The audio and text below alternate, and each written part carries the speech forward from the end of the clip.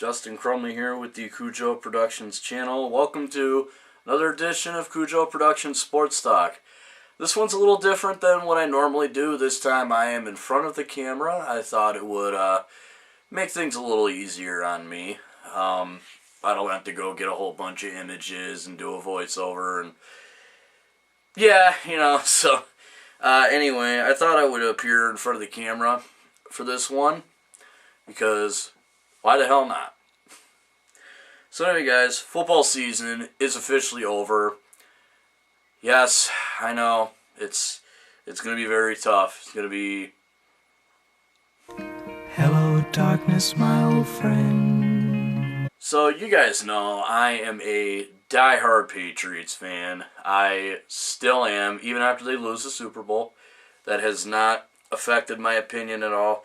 And it's become a bit of a thing for me to review the season of them and the Wolverines. I don't know if I'll do that with the Red Wings since I haven't been able to catch every game. We'll see.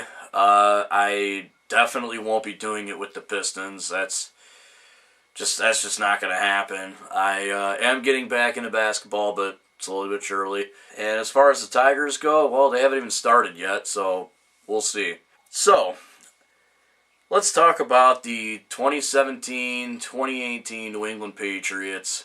Going into the season, they were odds-on favorites to win the Super Bowl, to at least make it to Super Bowl 52, which they did, which I'll get into. It was impossible to ignore the hype, and I bought the hype myself. I did do videos on their off-season moves, trades, and signings. I'll put a title card in the video linking both of those videos if you want to see my opinion on those. But, see, I'm not going to go over that again. But let's start off with the good.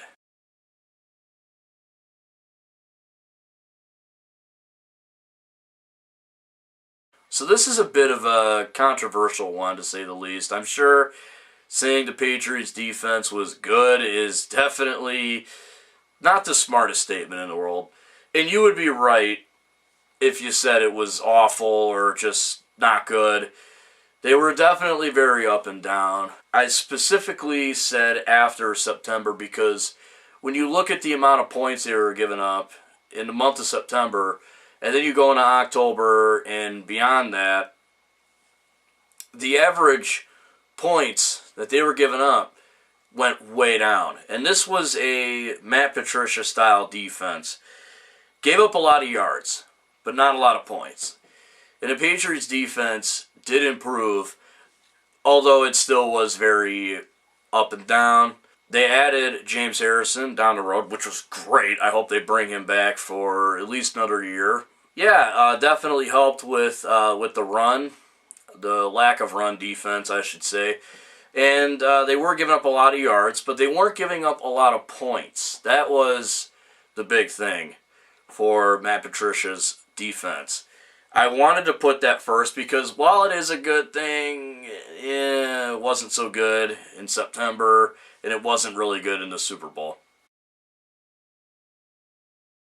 This was the top-ranked offense in the league, and this was an offense that did not have Julian Edelman. Tom Brady did not have his favorite target, Julian Edelman, and still managed to take home an MVP award. I'll get to that in just a second. They added Brandon Cooks and Rex Burkhead and Mike Gillislee and Dwayne Allen in the offseason, which was impressive, especially the Brandon Cooks trade. Although Brandon Cooks, I would say he did pretty well. He didn't explode like everyone thought he would, which was a little disappointing, but overall his presence was known.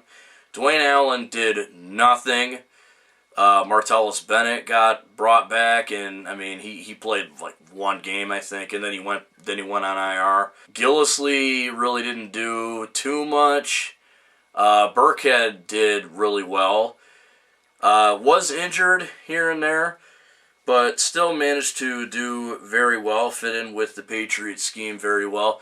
I would say the big breakout running back for this team, easily Dion Lewis. Dion Lewis had a fantastic season, really came into his own, and I really do hope they bring him back. I think he's a very dynamic running back. You can send him out for passes. You can hand him the ball, and he'll get some yards for you.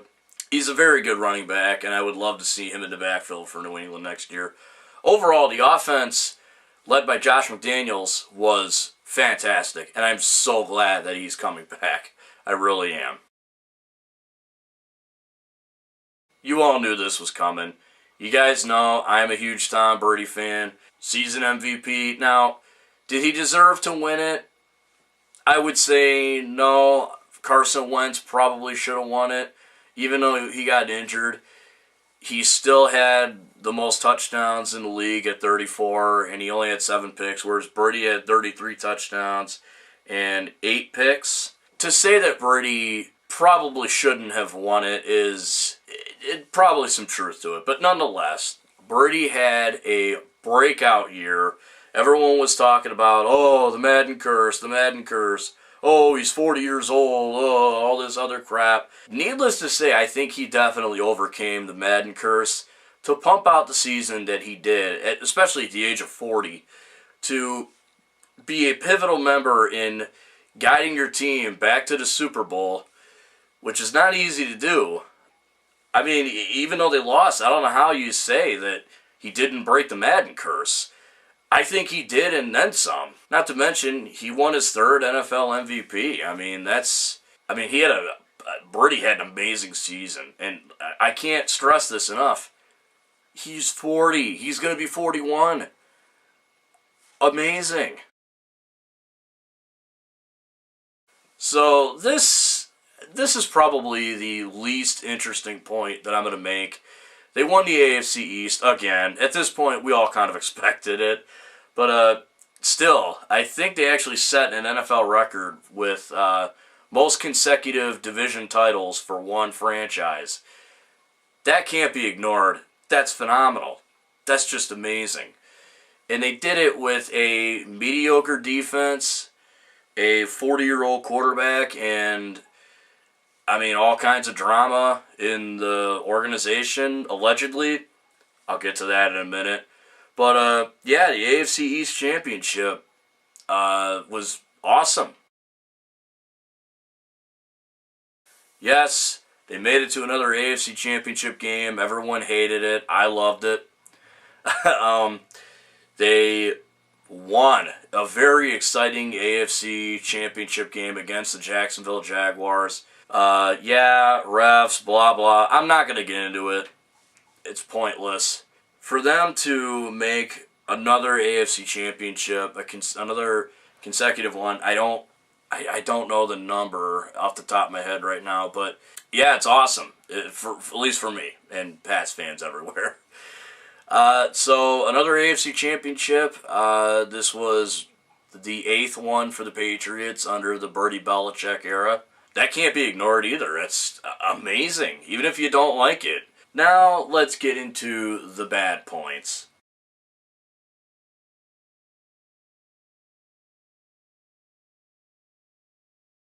So I touched on this when I talked about the defense in the good section. I made it a point to mention after October and in the Super Bowl were the exceptions. But the Pats defense definitely, as a whole, wasn't really as good as a lot of Pats fans were hoping, myself included. They added Stephon Gilmore to their roster. John Bademosi kind of came to his own and made some decent plays in Gilmore's absence. They picked up David Harris, Lawrence Guy, Coney Ely, I think his name is, Coney Ely, but they ended up releasing him. You still had guys like Alan Branch and Trey Flowers, and Kyle Van Noy really stepped up this time around. And unfortunately, Dante Hightower went down for the year, a very crucial part of New England's defense. Stephon Gilmore had some injuries here and there. Eric Rowe also got injured, and then that's the aforementioned John Bademosi had to come in, and he did pretty decently. I don't know if I'd qualify him as a starter, not yet anyway, but at one time Malcolm Butler was not considered a starter. I will touch upon that in a minute. Yeah, so the defense suffered some big blows, but nonetheless wasn't really as solid of a unit as I was hoping, and especially in the Super Bowl. Oh my God! I mean, the defense on both sides, for Philly and for New England, definitely did not play well. I'm not gonna bullshit you. The defense was not good at the beginning of the season, and it damn sure was not good in the Super Bowl. This becomes like a yearly tradition. It seems like every year there's some kind of article that comes out and it involves New England. This year it was the Seth Witherspoon report.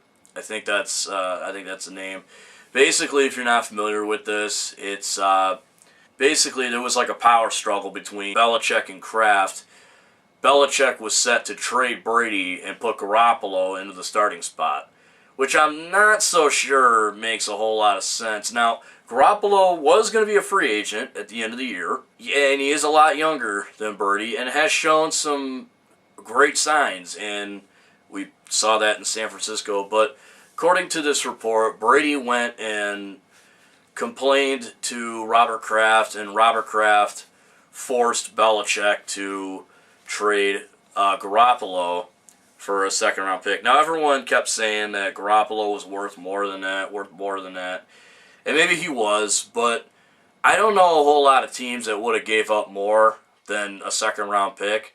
Maybe they could have got more considering what he did in San Francisco.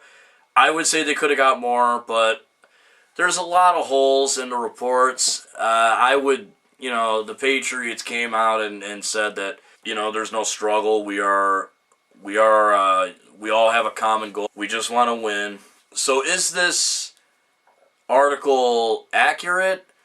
Maybe. I don't know. I don't know what goes on in the locker room. I don't know what's going on the field. All I know is they made it to the Super Bowl, so it must not have gotten to the point to where it legitimately screwed up their chemistry. And then there was all that crap about, Belichick's going to leave, he's going to leave. Obviously, that's not going to happen. That didn't happen, and no. So yeah, all this drama, seems like every year there's something, and like I said, is there any legitimacy to this? Maybe, but obviously not enough to mess up the team chemistry, considering they still made the Super Bowl. This was a shocker, to say the least. Definitely not what I expected. I wasn't really happy about it either, myself, as a Pats fan. There are very few times where I will question Bill Belichick. This is one of those times. There's all this talk that he, violated some kind of team rule, or, there was something about him getting caught with marijuana, which, if he was, who cares? It's freaking weed. It's not like it's anything, dangerous. Then there was the talk of, he was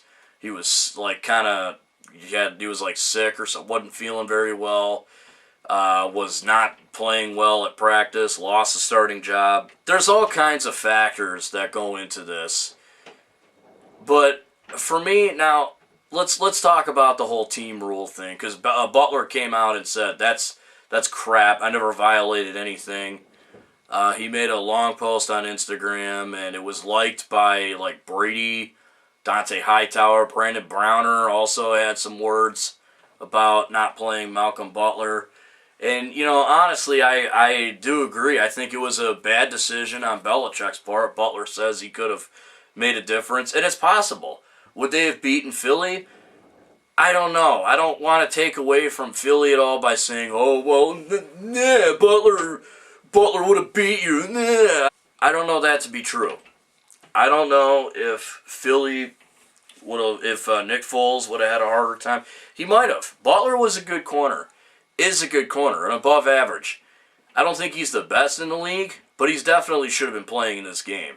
And Eric Rowe was, God, he was awful in this game, and it showed. He covered Alshon Jeffrey wasn't very good at doing that, so they put Stephon Gilmore on him. Stephon Gilmore did a great job covering Alshon Jeffrey. Yeah, I don't quite understand the decision to bench Malcolm Butler in this one, and let's be honest here, he's gone. He's not going to come back to New England. There's no way I see him coming back, which is unfortunate, but it is what it is. So for my final verdict, I just want to say that the season may not have ended the way I was hoping, and I know for a fact all Pats fans were hoping. We were all hoping for the same thing, me and every Pats fan. I'm sure we were all hoping for a Super Bowl victory, and it obviously didn't happen. But that's okay. I mean, to say that my favorite NFL team has appeared in 8 Super Bowls and won 5 of them, it's honestly amazing. It's a great feeling. And, I mean, to this day, I still love this organization, and I will continue to love and support it through thick and thin. The time is going to come. Brady's going to retire. Belichick's going to retire. It's going to be a whole different team. I will still be a proud fan of this team and what they've been able to accomplish so far. I mean, to make it back to a Super Bowl is not an easy thing. It's even harder to repeat. I mean, the Patriots are the last team to repeat as champions, and that was over a decade ago. I mean, I don't know how I don't know how you can not be proud of this team if you're a fan. Would I have liked to have seen them win their 6th Super Bowl and tie Pittsburgh for most Super Bowls in a franchise? Yes. But they have the most appearances as a franchise, and they've won 5. Tom Brady's the first quarterback in NFL history to win 5 rings. I mean, he could retire tomorrow after I upload this video, and he'd be a first ballot Hall of Famer. I don't think there's anything to not be proud of when it comes to this. It was definitely a season of ups and downs, but that's fine. That's just football for you. Every team experiences ups and downs, at least at some point in the season. I'm looking forward to see the moves that are made in the offseason. I'm looking forward to the draft, seeing what they pick up with the 31st pick in the first round of the NFL draft. I mean, I can't stress it enough. I'm very proud to wear this jersey. I'm very proud to call myself a Patriots fan, and overall, I don't know what else to say. It's been a hell of a ride. It's been a hell of a year, and I'm looking forward to the future. So that's all I have for you guys today. Thank you so much for watching. I really do appreciate it. Be sure to check out my social media links in the description below. Also, check out my Redbubble page if you want to buy any of my merchandise. Have a great day, guys. If you're not having a great day, I hope it gets better. Until next time, I'm Justin Crumley, and this is Cujo Productions, signing out.